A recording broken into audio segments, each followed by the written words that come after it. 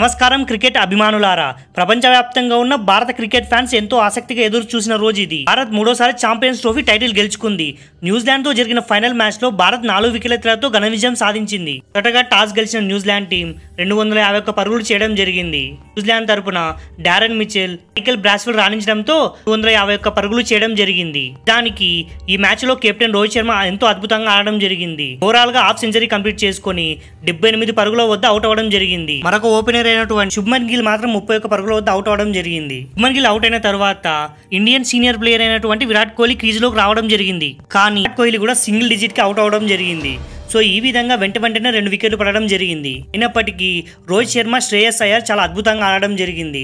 Overall గా శ్రేయస్ అయ్యర్ అయితే 45 పరుగుల వద్ద అవుట్ అవడం జరిగింది. శ్రేయస్ అయ్యర్ అవుట్ అయినప్పటికీ అక్షర్ పటేల్ క్రీజ్ లోకి వచ్చి తనదైన స్టైల్లో ఆడటం జరిగింది.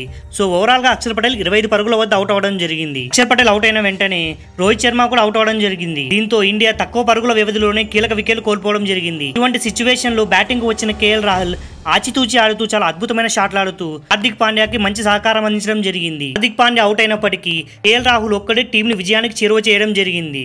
ఈ విధంగా భారత్ 252 పరుగుల లక్ష్యాన్ని కేవలం 6 వికెట్లు కోల్పోయి 49 ఓవర్లలోనే కంప్లీట్ చేయడం జరిగింది. ఈ విజయంతో టీమిండియా మూడోసారి ఛాంపియన్స్ ట్రోఫీ గెలుచుకుంది.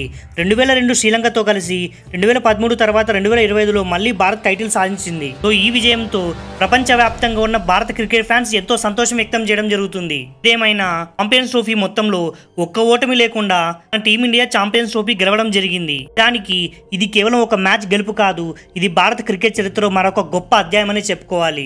జట్టుగా నిలిచి ఒత్తిడిని తట్టుకొని ఆఖరి వరకు పోరాడిన టీమిండియా, ఇవి నిజమైన ఛాంపియన్ లక్షణాలు.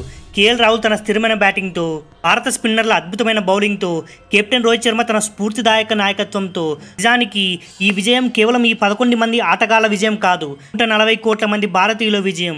భారత క్రికెట్ అభిమానుల గొప్ప ప్రేమకు ఇది తగిన ఫలితం. ఈ ట్రోఫీ భారతదేశానికి గర్వకారణం. టీమిండియా ఇలాగే ముందుకు వెళ్దాం, మరిన్ని విజయాలను సాధిద్దాం. ఎందుకంటే మనం భారతీయులం, మనం ఎప్పుడూ ఆగం. భారత్ మాతా కీ జై. జై హింద్, జై క్రికెట్.